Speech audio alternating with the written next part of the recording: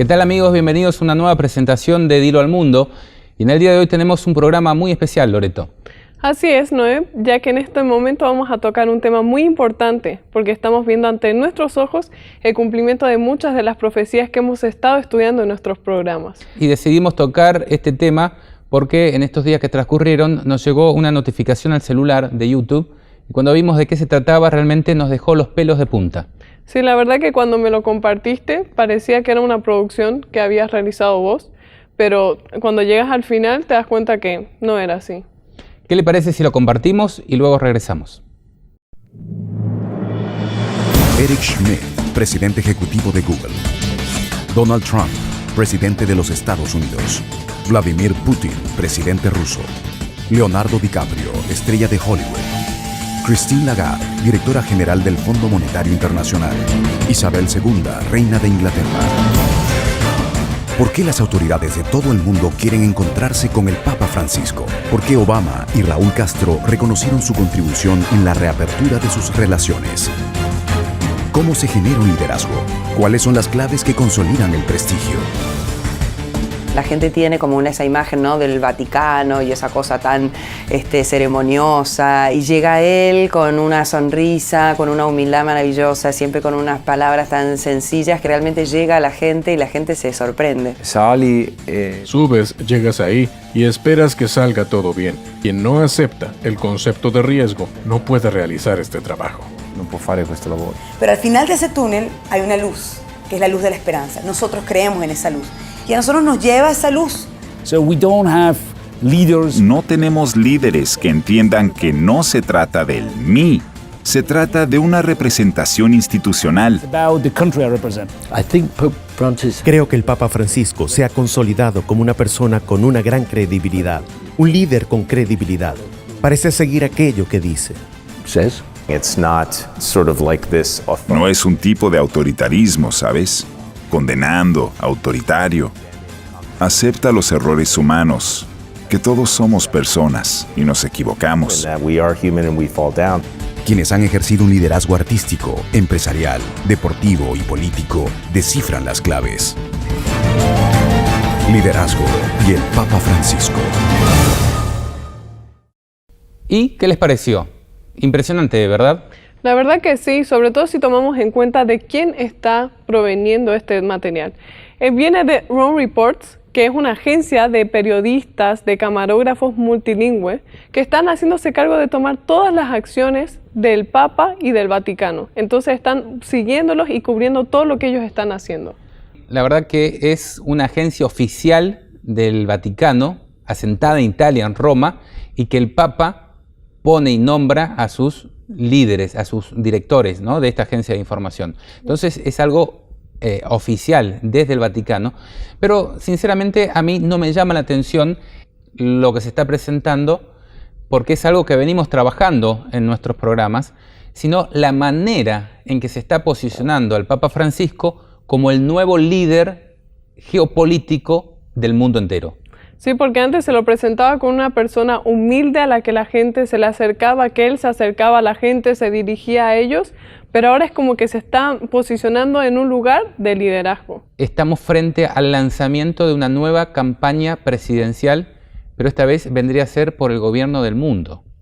De hecho, es muy llamativa la portada que tiene este video y el título, Liderazgo y el Papa Francisco. O sea, él está enfrente de una multitud como si estuviera liderándolo él, ¿no? Esto nos lleva a presentarles un material para que ustedes puedan tener en consideración en sus estudios de las profecías de la Biblia, algo para ampliar la cantidad de herramientas que ustedes tienen para comprender la palabra de Dios. Forma parte de un estudio personal que vengo realizando hace tiempo y trata sobre las 7 cabezas de la bestia de Apocalipsis 17. Es algo que queremos poner en estudio. Y creo que es realmente muy útil, ya que nosotros, a mí en lo personal, me ha ayudado mucho en mi crecimiento espiritual y en el crecimiento del conocimiento de las profecías.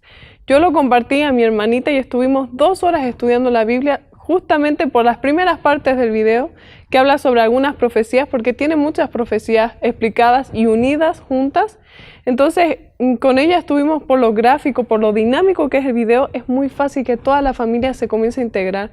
Y por ejemplo, si hay personas que nunca han estudiado profecías, creo que es una manera muy útil de comenzar a tener herramientas como para poder iniciar un estudio sobre ellas.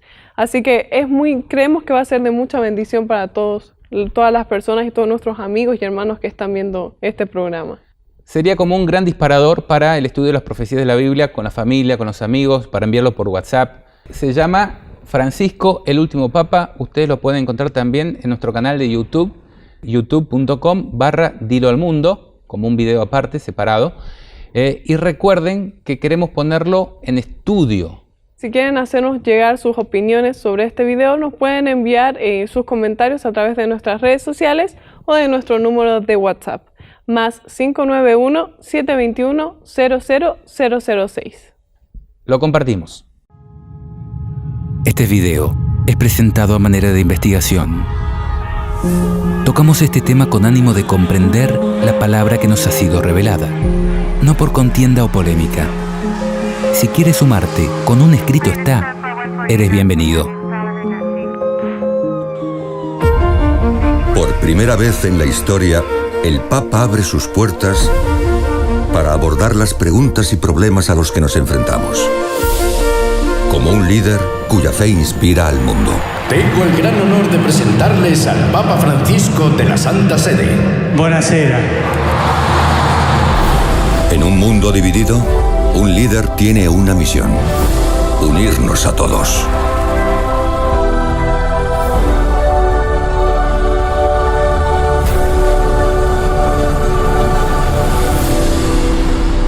Abbiamo tanto da fare e dobbiamo farlo insieme.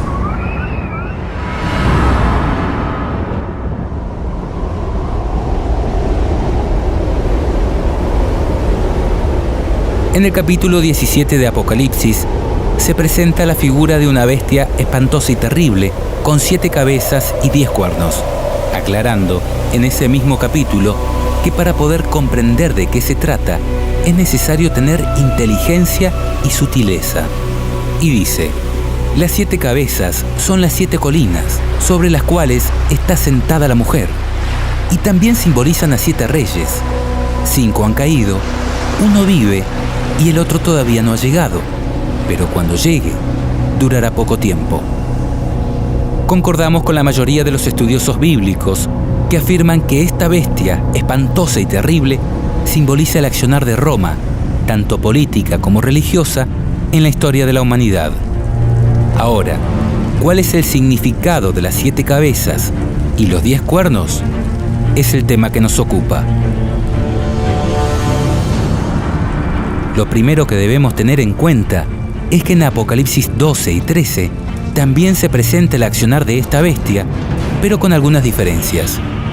Aunque la bestia es similar, las diferencias podrían estar indicando que se trata de diferentes periodos y realidades en la historia de su gobierno. En Apocalipsis 12 se presenta a esta bestia como un dragón de 7 cabezas y 10 cuernos, tratando de devorar a la simiente de la mujer, es decir, a Cristo, tan pronto como naciese, y persiguiendo luego a la mujer pura, es decir, a la verdadera iglesia, por 1260 días proféticos. Sabemos que fue la Roma imperial la que se encontraba gobernando en los días de Cristo. Sin embargo, a través del periodo de persecución, podemos conocer que la profecía se centra en Roma papal, que persiguió a los verdaderos cristianos por 1260 años. Se especifica que las 7 cabezas tenían 7 diademas o coronas, lo cual coincide con lo que vimos en relación a que las 7 cabezas simbolizan 7 reyes que gobiernan de manera consecutiva. Los 10 cuernos también simbolizan a 10 reyes, pero, a diferencia de las 7 cabezas, son reyes de menor poder que gobiernan de manera simultánea juntamente con la bestia. Es necesario hacer notar que las diademas o coronas son 7, y están sobre las cabezas de la bestia, y no sobre los cuernos, simbolizando, en este caso, que el poder real se encuentra en las cabezas de la bestia y no en los cuernos. En Apocalipsis 13 se presenta a esta misma bestia, pero en el periodo en que una de sus cabezas recibe una herida de muerte, aunque se aclara que la herida mortal será sanada y se maravillará toda la tierra en pos de la bestia. Al mismo tiempo se presenta otra bestia que sube de la tierra, semejante a un cordero, pero que habla como dragón, que sabemos representa el accionar de los Estados Unidos como potencia mundial que, finalmente, hará que todos adoren a la primera bestia, es decir, a Roma. Lo interesante es que en este caso, la bestia espantosa y terrible es semejante a un leopardo, sus pies como de oso y su boca como de león, y que el dragón es el que le da su poder y su trono y su grande autoridad. Es decir, es un poder que reúne muchas de las cualidades de los imperios antecesores descritos en el capítulo 7 de Daniel. Además, en esta oportunidad, las diademas o coronas son 10 y no 7, y ya no están sobre las cabezas de la bestia, sino sobre los cuernos, por lo que podemos entender que el poder real no se encuentra en la bestia, sino en los reinos europeos que surgieron de ella. Es decir, se trataría del periodo en que la bestia romana papal pierde el poder a causa de la herida mortal que le provoca la Reforma Protestante cerca del 1500 después de Cristo y luego la Revolución Francesa en 1798, cuando el Papa es tomado en cautiverio por Napoleón Bonaparte y el poder del papado entra en agonía por la herida que le proporcionan las naciones europeas, al mismo tiempo que se produce el surgimiento de los Estados Unidos como potencia mundial. En Apocalipsis 17 se presenta a esta misma bestia, pero, en este caso, sin diademas o coronas, ni en sus cabezas ni en sus cuernos. Es decir, es una bestia que ha perdido el poder real por haber sido herida de muerte. Se dice de ella, era y no es. En un periodo donde el poder mundial tampoco se encuentra en los reinos europeos. Ahora, hay un dato adicional aquí. En este caso, la bestia viene montada y comandada por una mujer prostituta llamada Babilonia la Grande, la madre de las rameras y de las abominaciones de la tierra. Y si bien la visión inicia en el desierto, lugar donde la bestia herida de muerte se ha refugiado, la profecía cubre el momento en que dicha herida es sanada y la bestia resurge del abismo. Dice, la bestia que has visto era y no es, y está para subir del abismo e ir a perdición. En cuanto a los 10 cuernos, se dice de ellos son 10 reyes, que aún no han recibido reino, pero que por una hora, es decir, muy poco tiempo, recibirán autoridad como reyes, juntamente con la bestia, que tienen un mismo propósito y que entregarán su poder y autoridad a la bestia. En resumen, a lo largo de Apocalipsis 12, 13 y 17, se estaría presentando a la misma bestia espantosa y terrible, pero en diferentes etapas de gobierno. En Apocalipsis 12 se la presenta desde el momento en que Cristo está por nacer, enfocándose luego en un largo periodo de 1260 días de completo dominio y persecución papal hacia los verdaderos cristianos. En Apocalipsis 13 se presenta a esta misma bestia, es decir, a Roma, desde el momento en que sufre la herida de muerte, y su poder es traspasado a las potencias europeas, en la figura de los 10 cuernos con diademas, momento en el que también se produce el surgimiento de los Estados Unidos como nueva potencia mundial. La profecía concluye anticipando que su herida sanará y que resurgirá de la mano de los Estados Unidos para imponer la marca de la bestia a todos los habitantes del mundo. En tanto, Apocalipsis 17 trata específicamente sobre el momento en que la herida de muerte es sanada y la bestia resurge del abismo.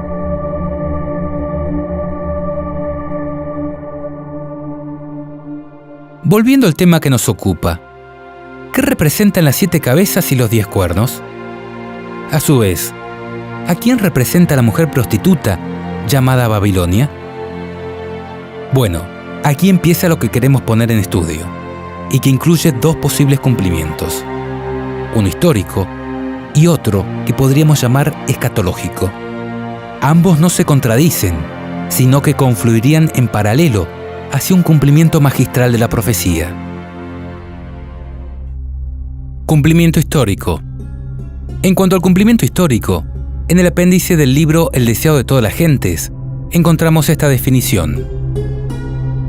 Ha sido objeto del estudio y esfuerzo de Satanás unir la Iglesia y el Estado desde el principio. Separados, son útiles y valiosos para la vida del mundo. Unidos, vienen a ser un veneno mortífero, tanto para el cuerpo político como para el cuerpo eclesiástico. De una unión tal, brotan las grandes bestias apocalípticas que desgarran cruelmente y aplastan despiadadamente la vida de todos los que se le oponen. Véase Daniel 7 y Apocalipsis 12, 13 y 17. La bestia de Apocalipsis 13, 1 al 10, nótese que solo se refiere a la bestia de Apocalipsis 13, es un símbolo de este poder a través de los siglos, que ha existido bajo diversas formas, simbolizadas por las 7 cabezas. Bajo la cabeza dominante del periodo presentado en Apocalipsis 13, 1 al 10, la bestia representa el papado. Ejerció el poder perseguidor durante 1260 años, al fin de los cuales nos es representada como yendo en cautiverio. Si una de las cabezas de la bestia de Apocalipsis 13 representa al papado, podríamos llegar a interpretar que las restantes 6 representan al resto de los imperios que gobernaron o gobernarán el mundo, uniendo la Iglesia y el Estado.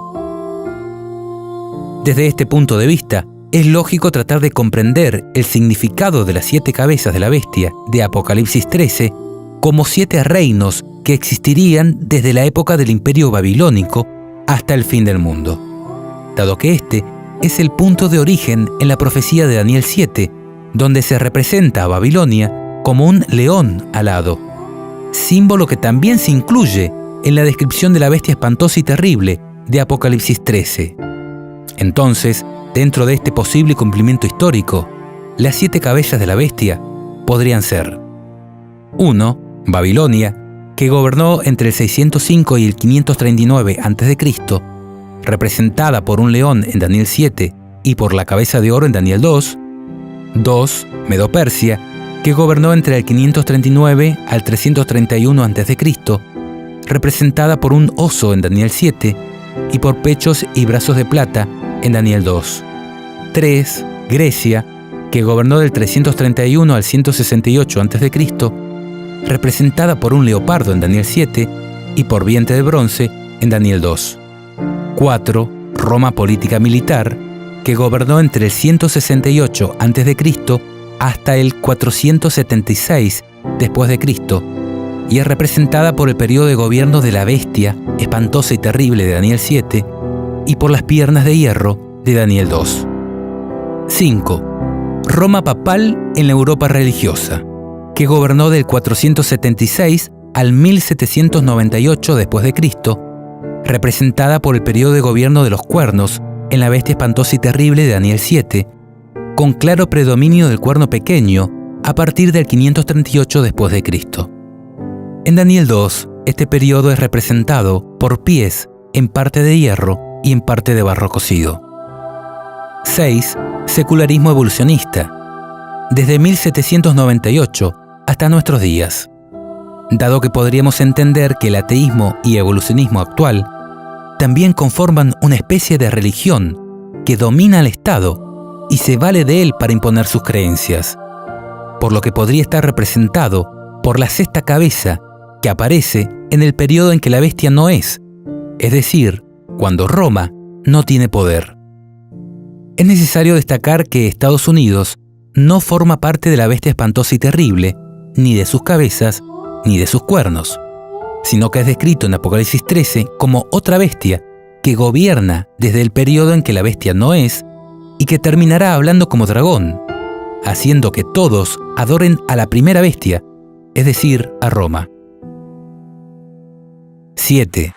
Gobierno del nuevo orden mundial, a través de la ONU o alguna nueva organización que agrupe todos los gobiernos del mundo, en conjunto con un poder papal que está por recobrar el dominio absoluto del mundo.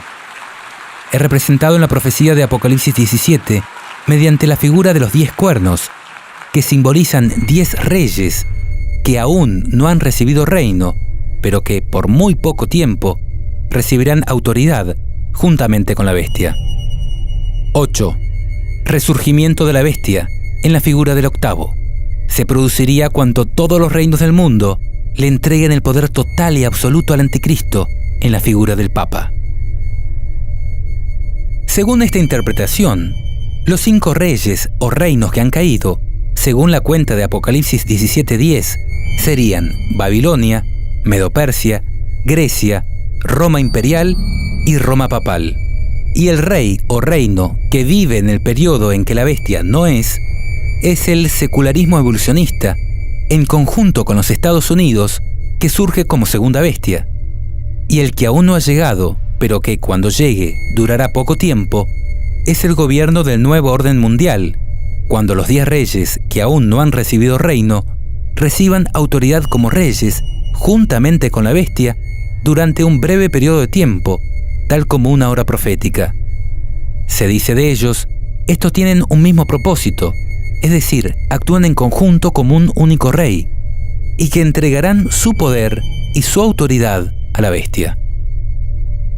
Es de destacar que el gobierno mundial de los 10 reyes, que aún no han recibido reino, se conformaría en forma conjunta con la bestia, hasta que, luego de un corto periodo de tiempo, estos reyes le entreguen la completa autoridad a la bestia en la figura del octavo, que haría alusión a la toma de poder de la Roma papal cuando termine de curar de su herida mortal.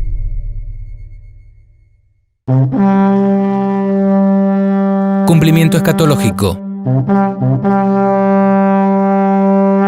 Antes de analizar el posible cumplimiento escatológico o final, insistimos con un concepto que es fundamental de tener en cuenta, y es el tiempo presente e inicio de la profecía.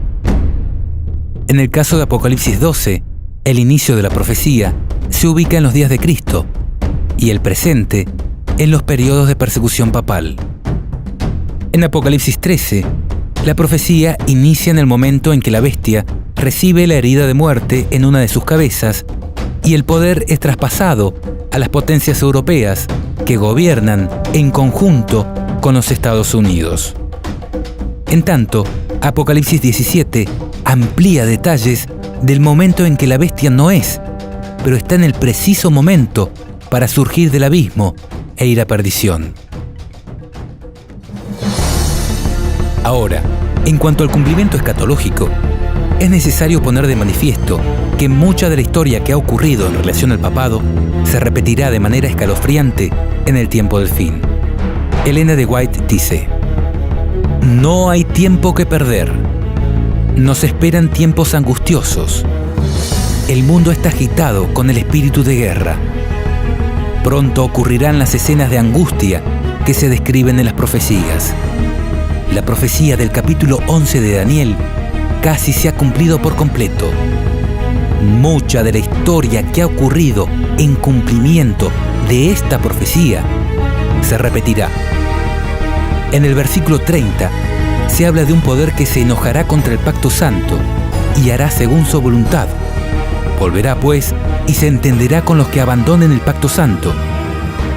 Escenas semejantes a las que se describen en estas palabras ocurrirán.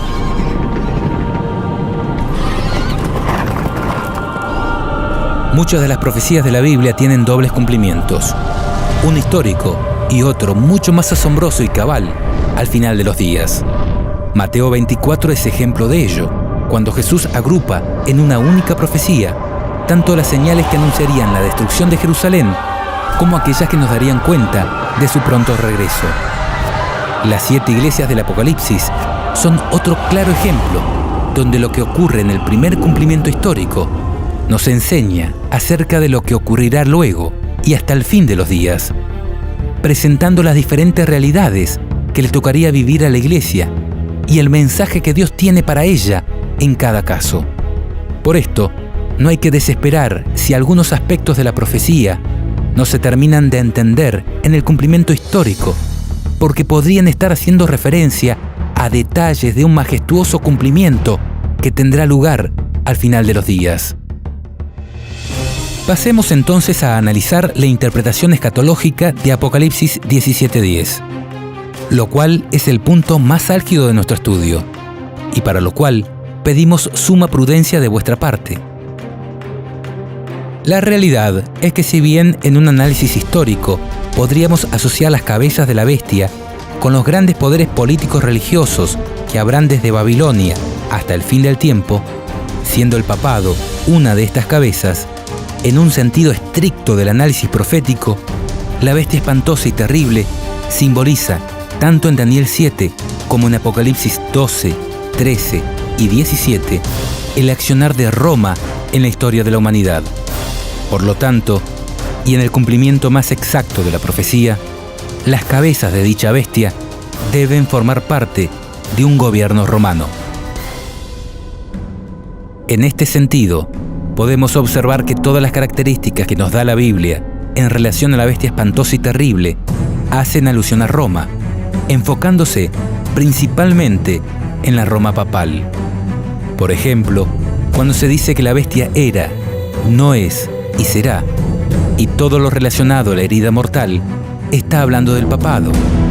Cuando anuncia el periodo de 1260 días que la bestia perseguiría a la mujer, también está describiendo el accionar del papado. A la luz de esta verdad, es que les presentamos este estudio, no para que lo crean, sino para que lo analicen. And we bless you with all of our hearts. We bless you with all of our souls. We bless you with all of our might. And we thank you, sir. We thank God for you. And so, all of us declare together, be blessed. Once again, all together, be blessed. Amen. Amen. Amen. Amen. Amen. Amen.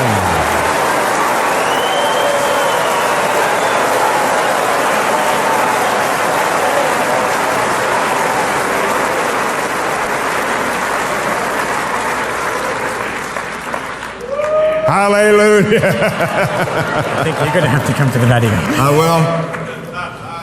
I'm available. Praise God.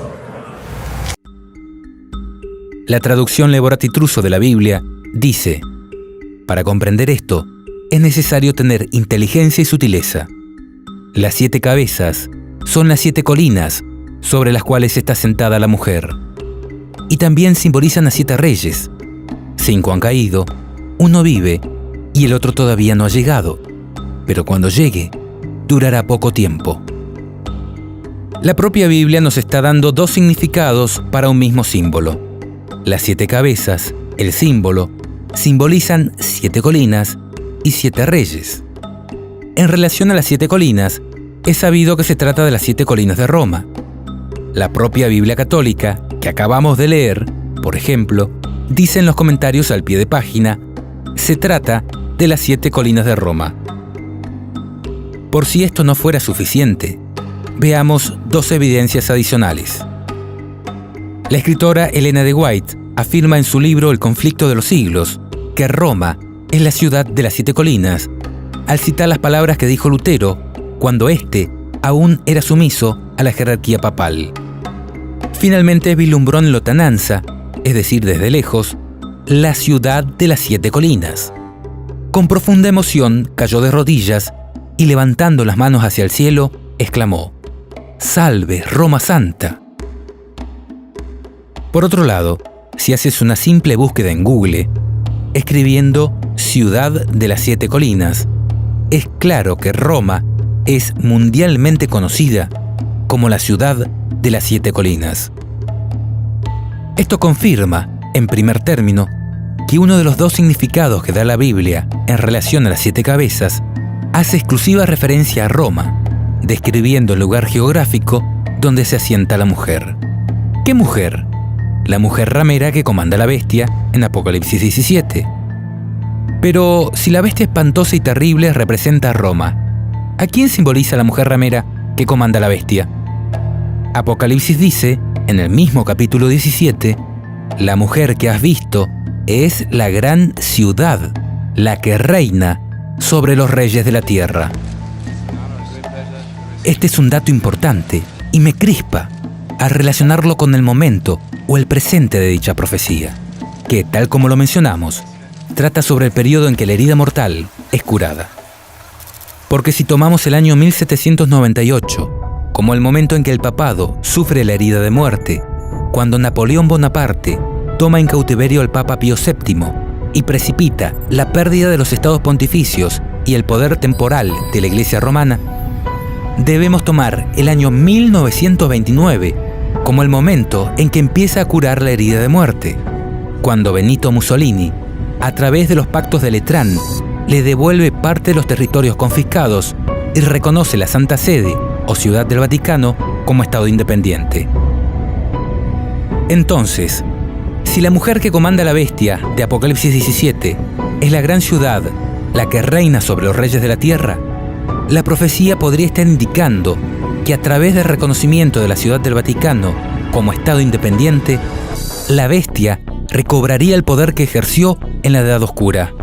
Porque si tomamos en cuenta que desde que se les reconoce la soberanía y autonomía a la Ciudad del Vaticano, ciudad que actualmente reina sobre los reyes de la tierra, los papas, que hasta el momento eran obispos de Roma, ahora, y solo ahora, una vez reconocida la Ciudad del Vaticano como Estado independiente, los papas se transforman en reyes del Vaticano, sin que nadie pueda juzgarlos, independientemente de lo que hagan.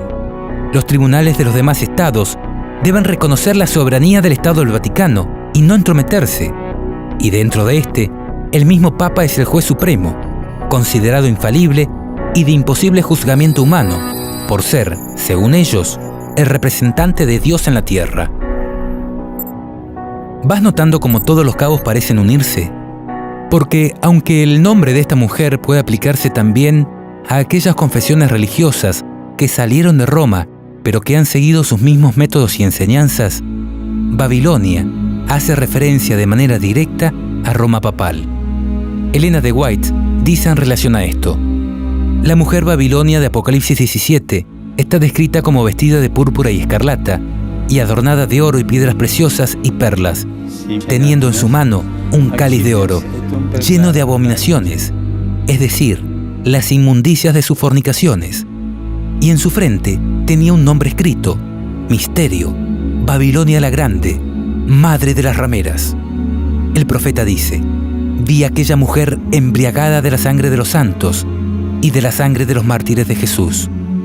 Se declara además que Babilonia es aquella gran ciudad, la que tiene el imperio sobre los reyes de la tierra. La potencia que por tantos siglos dominó con despotismo sobre los monarcas de la cristiandad es Roma. La púrpura y la escarlata, el oro y las piedras preciosas y las perlas describen como a lo vivo la magnificencia y la pompa más que reales de que hacía gala la arrogante sede romana. Y de ninguna otra potencia se podría decir con más propiedad que estaba embriagada de la sangre de los santos que de aquella iglesia que ha perseguido tan cruelmente a los discípulos de Cristo. Pasando en limpio, lo que estamos tratando de demostrar es que hay clara evidencia que demostraría que las 7 cabezas de la bestia pertenecen o están ligadas a Roma. Ahora, si de acuerdo a la Biblia, las 7 cabezas, además de simbolizar las 7 colinas de Roma, hacen referencia a 7 reyes, ¿quiénes son estos?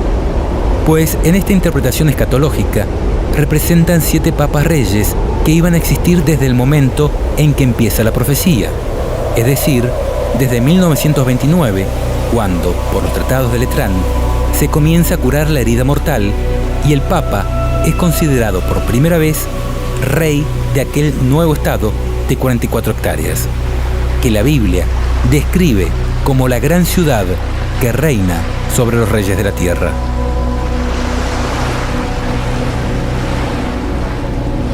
En este sentido, queremos hacer notar algunos antecedentes bíblico-proféticos que demuestran que Dios más de una vez hizo predicciones de este tipo, vinculando hechos de gran trascendencia a la vida o a los reinados de algunas personas. Consideremos algunos casos. El primero es cuando Dios reveló a Enoc la destrucción de la tierra por medio del diluvio. En aquel momento, la vida de su hijo Matusalén fue puesta como oráculo de la profecía. Su vida sería el tiempo que Dios concedería a aquella generación malvada para que se arrepintiera de sus pecados. Y esto quedó reflejado en su nombre, dado que Matusalén significa cuando muera será enviado. Así es que en el año 1656 desde la creación, a los 969 años, Matusalén, el ser humano que, curiosamente, más vivió sobre la tierra, murió. Y luego, ese mismo año, vino el diluvio. Por favor, no dejes de notar la importancia de este antecedente, dado que el diluvio representó para aquella generación lo que representa el fin del mundo para la nuestra. Es más, Jesús dijo que su venida sucedería como en los tiempos de Noé.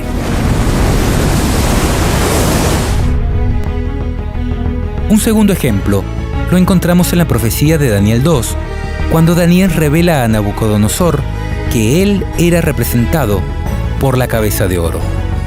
Dice el texto: Tú, oh rey, eres rey de reyes, porque el Dios del cielo te ha dado reino, poder, fuerza y majestad.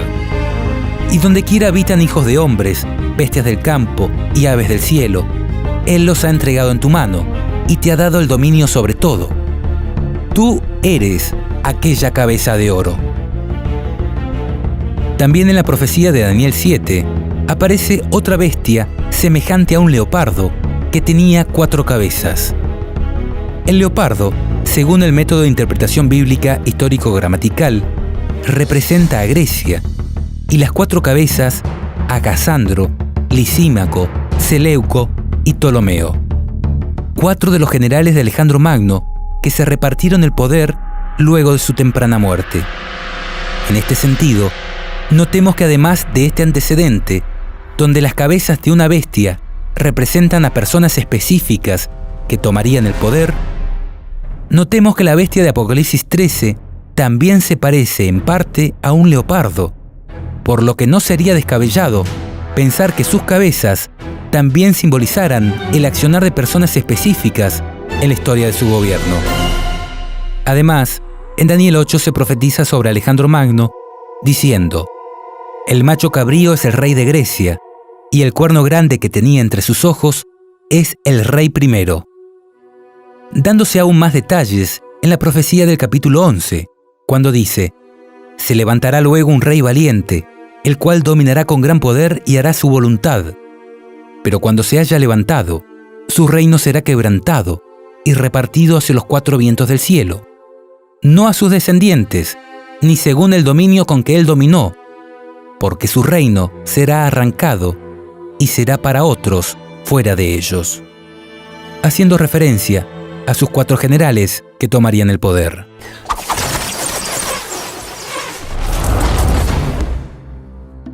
Otro caso se encuentra en la profecía de Daniel 11, cuando dice: Y ahora yo te mostraré la verdad. He aquí aún habrá 3 reyes en Persia, y el cuarto se hará de grandes riquezas más que todos ellos, y al hacerse fuerte con sus riquezas, levantará a todos contra el reino de Grecia. Esta profecía también se cumplió a la perfección. Cuando fue dada, Ciro era el rey del imperio medo-persa, y los 3 reyes que le sucedieron fueron Cambises II, Esmerdis y Darío I el Grande, y el cuarto fue su hijo Jerjes, quien, por el 481 a.C., lanzó una masiva invasión contra Grecia, pero luego de algunas conquistas fue derrotado. Constando estos precedentes, donde Dios relaciona tan grandes acontecimientos a la vida de estas personas, creo que no deberíamos desechar tan prontamente la interpretación de los 7 reyes como 7 papas reyes que se sucederían desde la época en que empezó a curar la herida mortal, es decir, cuando se le otorgó al obispo de Roma el título de rey y se le concedió un estado de 44 hectáreas, instrumento clave en la reconstrucción de poder, como centro de operaciones, con representación diplomática en todo el mundo y como escala obligatoria para los reyes y gobernantes de la tierra. Personalmente siempre he tomado con pinzas esta interpretación y de ninguna manera basaría mi fe en ella. Sin embargo, y ante lo ocurrido con la abrupta y extraña renuncia de Benedicto XVI, todo ha empezado a cobrar sentido, y aquellas cosas que no se podían comprender en otro tiempo, ahora parecerían clarificarse de manera majestuosa, como lo veremos a continuación. Pero antes de analizar los papas que han habido y de qué manera estos cumplirían la profecía, es necesario tener presente que una cosa es el momento que marca el inicio de la profecía y otra es el momento que representa el presente de la profecía. Dicho en otras palabras, la profecía de Apocalipsis 17 comenzaría en 1929, cuando la herida mortal comienza a sanar, pero el presente de la profecía se encuentra en el periodo cuando gobierna el 6º rey, dado que dice, las 7 cabezas también simbolizan a 7 reyes. 5 han caído, 1 vive y el otro todavía no ha llegado, pero cuando llegue, durará poco tiempo. Por esto, si tenemos en cuenta los papas que han habido desde que en 1929 se constituyó el Estado del Vaticano, la gran ciudad que reina sobre los reyes de la tierra, los reyes o reinos simbolizados por las 7 cabezas serían Pío XI, que reinó desde 1922 hasta 1939. Fue el papa que firmó los pactos de Letrán y que obtuvo el Vaticano como Estado independiente.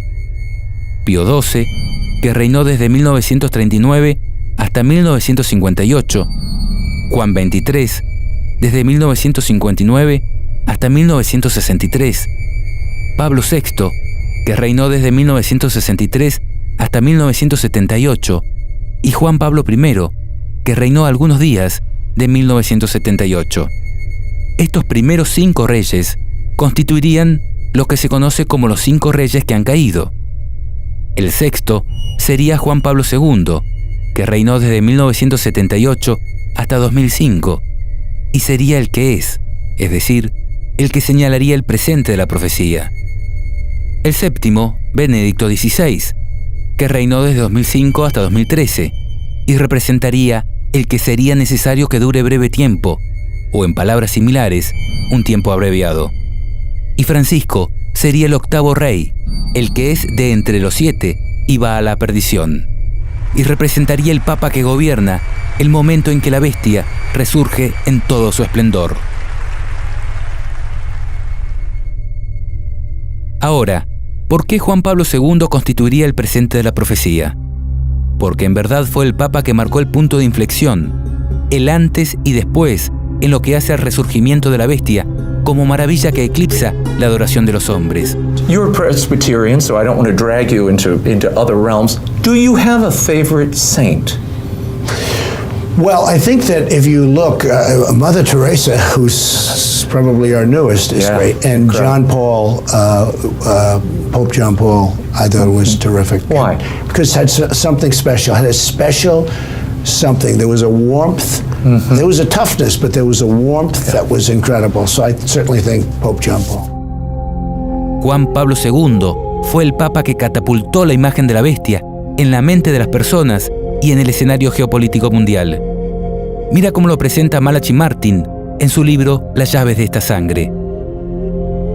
De buena gana o no, preparados o no, todos estamos involucrados en una triple competencia global, intensa, sin reglas que la limiten. Sin embargo, la mayoría de nosotros no somos competidores, somos las apuestas. Porque lo que está en competencia es quién establecerá el primer sistema mundial de gobierno que haya existido jamás en la sociedad de las naciones. Se trata de quién poseerá y ejercerá el doble poder de la autoridad y el control sobre cada uno de nosotros como individuos y sobre todos nosotros juntos, como una comunidad, sobre la totalidad de los 6.000 millones de personas que los demógrafos estiman que habitarán la Tierra a comienzos del tercer milenio. La competencia es intensa, porque, ahora que se ha iniciado, no hay forma de revertirla ni detenerla. De hecho, no es demasiado decir que el propósito deliberado del pontificado de Juan Pablo, la máquina que impulsa su gran política papal y que determina sus estrategias día a día, año a año, es salir victorioso de esa competencia que ahora ya se ha iniciado. Porque es un hecho que las apuestas que ha colocado Juan Pablo en la arena del enfrentamiento geopolítico lo incluyen todo. A él mismo, su persona papal, el antiguo oficio apostólico que ahora encarna, y toda su Iglesia Universal, tanto como una organización institucional sin paralelo en el mundo, cuanto como un cuerpo de creyentes unidos por un lazo de comunión mística. En este nuevo libro, oportuno y sugestivo, Malachi Martin, eminente teólogo, experto en Iglesia Católica, ex jesuita y profesor del Instituto Bíblico Pontificio del Vaticano, autor del bestseller Los Jesuitas, revela la historia desconocida que hay detrás del papel del Vaticano en el colapso de la cortina de hierro, así como la trascendental evaluación que hace el Papa Juan Pablo II de la triple competencia que se está desarrollando ahora en las potencias globales: la Unión Soviética, bajo Mikhail Gorbachev, las naciones capitalistas del Occidente y la propia Iglesia Romana Universal del Papa. Una carrera sin tregua, contra el tiempo y entre sí, para establecer, mantener y controlar el primer gobierno mundial que haya existido jamás sobre la faz de la Tierra. Desde el primer momento de su pontificado, fue el propósito de Juan Pablo II liberar al papado de la camisa de fuerza de la inactividad que le habían impuesto las principales potencias seculares durante 200 años. En suma, el propósito de Juan Pablo fue abrir las compuertas del cambio geopolítico. Martin detalla la evaluación que hace el Papa de las fortalezas y debilidades de los planes geopolíticos del Este y del Occidente, y la grave deficiencia que Juan Pablo insiste que ya ha condenado al fracaso los planes de las superpotencias. Y Martin revela el propio proyecto del Papa Juan Pablo de una estructura genuinamente geopolítica, un gobierno mundial que sea al mismo tiempo viable y humanamente aceptable. Para algunos, el aspecto más intimidante de la política de Juan Pablo, y quizá el más esperanzador para otros, es que a pesar de todos sus éxitos como líder en los asuntos mundiales, ha preferido presidir serenamente el rápido deterioro de su propia base de poder, la Iglesia Católica Romana, que se está desmoronando ante sus ojos. A pesar de las advertencias de sus consejeros más íntimos, no está dispuesto ni siquiera a tratar de detenerlo. Sin embargo, ahora más que nunca, sigue estando convencido de haber comenzado un movimiento que no se puede contener, porque él insiste que la fuerza de sus propios planes está garantizada por las llaves de su autoridad como vicario terreno de Dios. Además de la significatividad histórica del pontificado de Juan Pablo II en el resurgimiento de la Iglesia romana en la geopolítica mundial, este Papa también recibió una herida de muerte, algo que causó conmoción mundial y que al curar de ella lo catapultó victorioso al escenario geopolítico mundial. Estamos viendo algunas escenas de cuando el 13 de mayo de 1981, Juan Pablo II, el sexto Papa Rey del Estado del Vaticano, sufrió una herida de muerte al recibir un disparo del turco Mehmet Ali.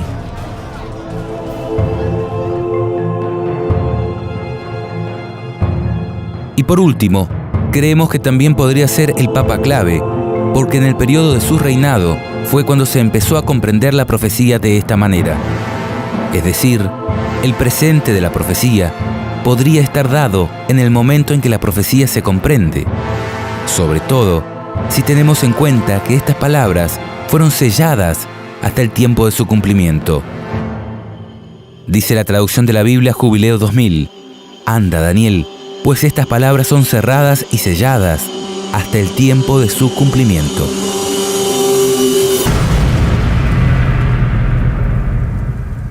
Ahora, ¿qué decir en cuanto al séptimo rey? Aquel que sería necesario dure breve tiempo. Lo que sucedió con Benedicto XVI y su precipitada renuncia, ¿no cumple la profecía a la perfección? ¿No fue acaso necesario que se le acorte su mandato y que se coloque otra persona como cabeza visible de la Iglesia romana por diversas causas? Cambio de la imagen papal por un rostro más amigable y popular, intento de tapar los escándalos morales de toda índole desde las máximas esferas de poder de esta Iglesia. No sé, desconocemos cuáles han sido todas las causas por las cuales fue necesario acortar el mandato de Benedicto XVI. Pero lo cierto es que en esta parte la profecía también se cumpliría a la perfección. ¿Y qué decir en cuanto al octavo, el que es de entre los 7 y va a la perdición? Aquí la Biblia anticipó que el octavo rey o reino surgiría de entre los 7, pues el reinado de Francisco ha surgido dentro del reinado de Benedicto XVI. De hecho, los propios analistas papales ven 2 papas y no 1 gobernando la Iglesia romana. Consideremos, por ejemplo, esta publicación de la Agencia Católica de Noticias Así Prensa. Consideraciones eclesiológicas acerca de la simultaneidad de un papa reinante con un papa emérito. Monseñor George Gainswine, prefecto de la Casa Pontificia, el 20 de mayo tuvo una intervención en la presentación de un libro acerca del pontificado de Benedicto XVI. En esa intervención dijo unas pocas frases que dieron la vuelta al mundo eclesiástico, afirmando que el Papa Benedicto no ha abandonado el ministerio de Pedro, y hablando de un papado en el que hay un miembro activo y un miembro contemplativo. No oculto que, en un primer momento, tuve una impresión de desagrado hacia sus palabras. ¿Cómo era posible que el prefecto de la Casa Pontificia difuminara la nitidez de una renuncia pontificia, una cuestión canónica de gravísima trascendencia para la vida de la Iglesia? Pero en los días siguientes seguí reflexionando sobre el tema y me di cuenta que Monseñor Gainswine había abierto un apasionante tema eclesiológico totalmente nuevo, nunca tratado antes con la hondura que merecía. Después de darle muchas vueltas a este asunto, me encontré que del desagrado pasé a suscribir enteramente las palabras del prefecto de la Casa Pontificia. Personalmente, cuando me enteré de la renuncia de Benedicto XVI, empecé a considerar este posible cumplimiento escatológico con mayor atención. Había escuchado personas que hablaban del tema desde la época que reinaba el Papa Juan Pablo II, pero ahora, en mi interior, dije, si esto es como parece, si mi paisano Jorge Bergoglio, actual Papa Francisco, es quien se describe como el octavo rey, entonces veré con mis propios ojos el resurgir de la bestia. Y pensé, si bajo el pontificado de Francisco se empieza a producir la toma de poder de la Iglesia romana, si puedo ver que los reyes del mundo le entregan su poder postrándose ante su autoridad, no me quedaré callado. Y saben, no he visto otra cosa que eso. Gracias.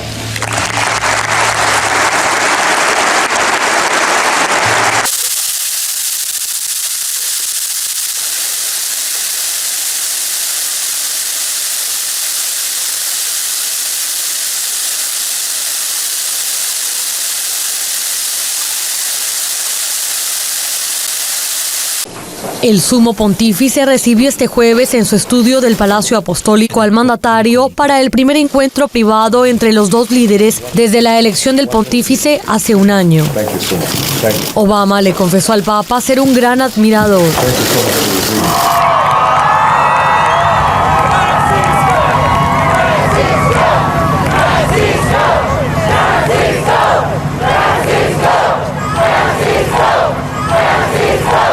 Vemos un ejemplo viviente de las enseñanzas de Jesús, un líder cuya autoridad moral se produjo no solo por las palabras, sino también por los hechos. Le agradecemos y le damos la bienvenida a los Estados Unidos de Norteamérica.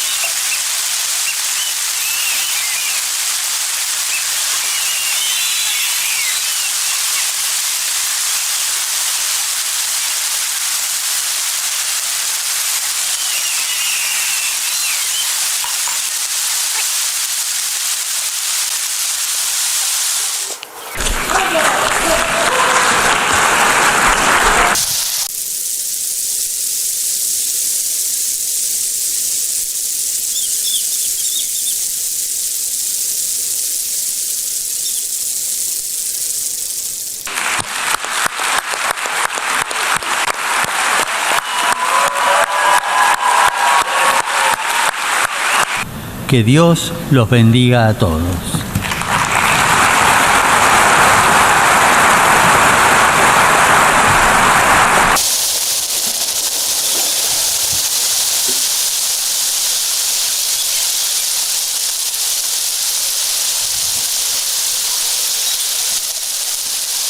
...24 de marzo de 2017... Papa Francisco recibe en audiencia a 27 jefes de Estado y de Gobierno de la Unión Europea. Se trata del 60 aniversario de la firma de los Tratados de Roma. Así es, padre, se trata de unos tratados muy importantes que dieron comienzo al origen de lo que hoy conocemos como la Unión Europea. Hoy estamos reunidas las tres instituciones de la Unión Europea junto a los jefes de Estado y de Gobierno como símbolo de la unidad para celebrar los 60 años de nuestro proyecto común. Mañana firmaremos un documento solemne para afirmar las razones de seguir juntos, único modo de poder enfrentar los grandes desafíos de hoy. Es desde aquí que podemos proyectarnos al mundo con prudencia y autoridad. Ha sido entonces Antonio Tajani, presidente del Parlamento Europeo, que saluda a Papa Francisco. Roma, con su vocación de universalidad, es el símbolo de esa experiencia y por eso fue elegida como el lugar de la firma de los tratados. Porque aquí se sentaron las bases políticas, jurídicas y sociales de nuestra civilización. Es oportuno tener presente que Europa es una familia de pueblos y como en toda la buena familia existen susceptibilidades diferentes, pero todos podrán crecer en la medida en la que estén unidos. Penso che l'Europa merite di essere costruita. Grazie.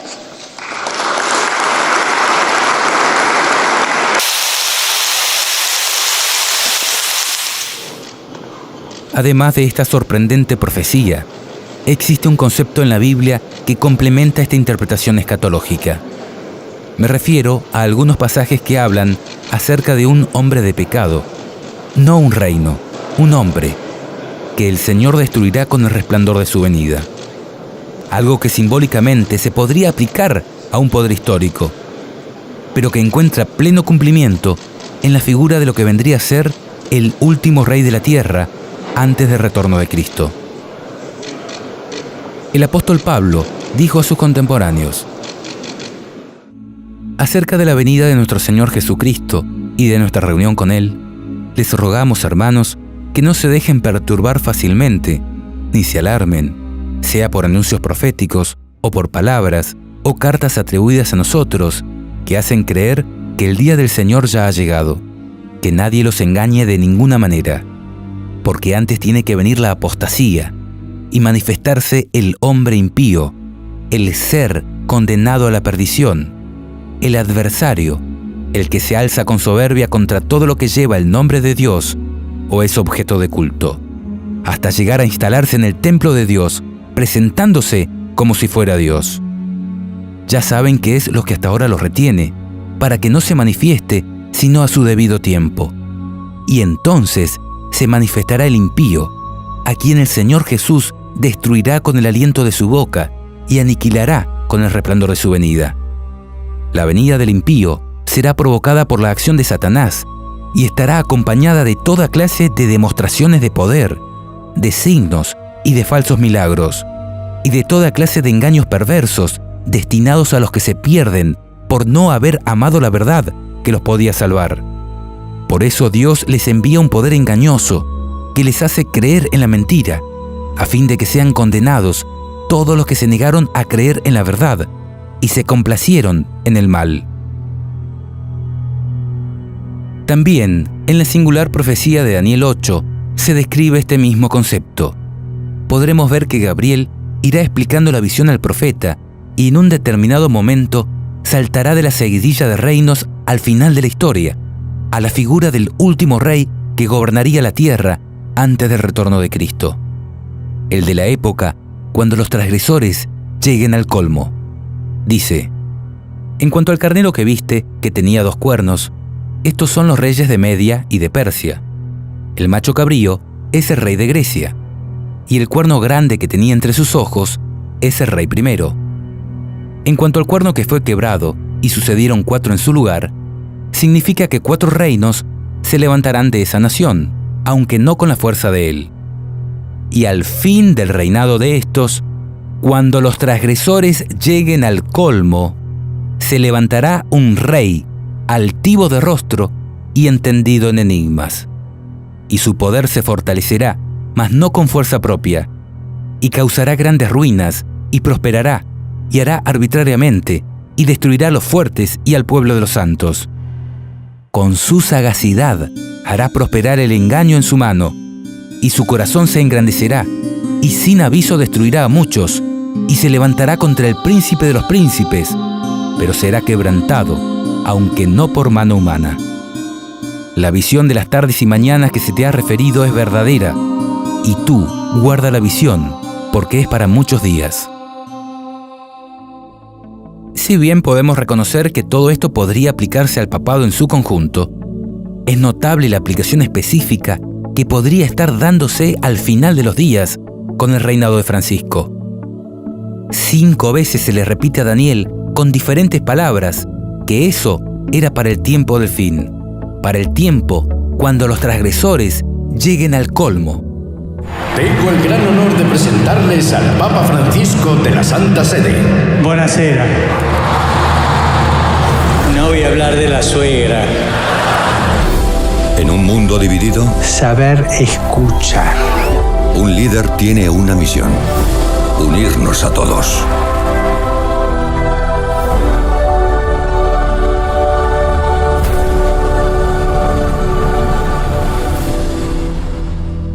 Cristo no reveló el día y la hora que vendría, pero sí dijo: así también, cuando vean todas estas cosas, sepan que el fin está cerca, a la puerta.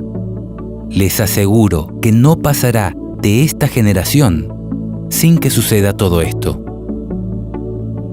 Pregunto, ¿esto abriría la puerta para que, aunque no podamos conocer el día y la hora del retorno de Cristo, sí podamos estar seguros de pertenecer a la generación que lo verá volver? ¿Podría la generación final distinguir con nombre y apellido al hombre impío, el ser condenado a la perdición, el adversario, el que se alza con soberbia contra todo lo que lleva el nombre de Dios o es objeto de culto, hasta llegar a instalarse en el templo de Dios, presentándose como si fuera Dios? A quien el Señor Jesús destruirá con el aliento de su boca y aniquilará con el resplandor de su venida. ¿Podríamos llegar a conocer que estamos en la última generación por tener la certeza de que no habrá más reyes en Babilonia? Observa el nivel de detalle que encontramos en Apocalipsis 17, cuando habla del color con que se vestirían los principales dirigentes de la iglesia romana, el símbolo de engaño que portarían en su mano, la riqueza que ostentarían a través de sus joyas, el lugar geográfico donde tendría asiento su gobierno. Y respóndeme, ¿qué interpretación encaja más en este contexto específico? ¿La histórica o la escatológica? ¿La que haría referencia a imperios antiguos o a esta que te anuncia la generación en que se producirá el resurgimiento de la bestia a través de la toma de poder papal y la imposición de la marca de la bestia? ¿Cuál de estas dos interpretaciones te ayudaría a superar mejor la gran tribulación de los últimos días? Queremos volver a aclarar. No estamos haciendo afirmaciones. Estamos poniendo un tema sobre la mesa para estudiarlo. No es nuestra intención generar sensacionalismos ni apresuramientos en tomas de decisiones por conveniencia o miedo, sino más bien que tomemos conciencia que, tal como lo dijo Elena, no tenemos tiempo que perder. Nuestro deseo es que puedas consagrarte a tu Dios cada mañana y vivir cada día como si fuera el último en que podrás servirle. Porque la oportunidad está pasando. ¿Y vos? ¿Qué estás haciendo?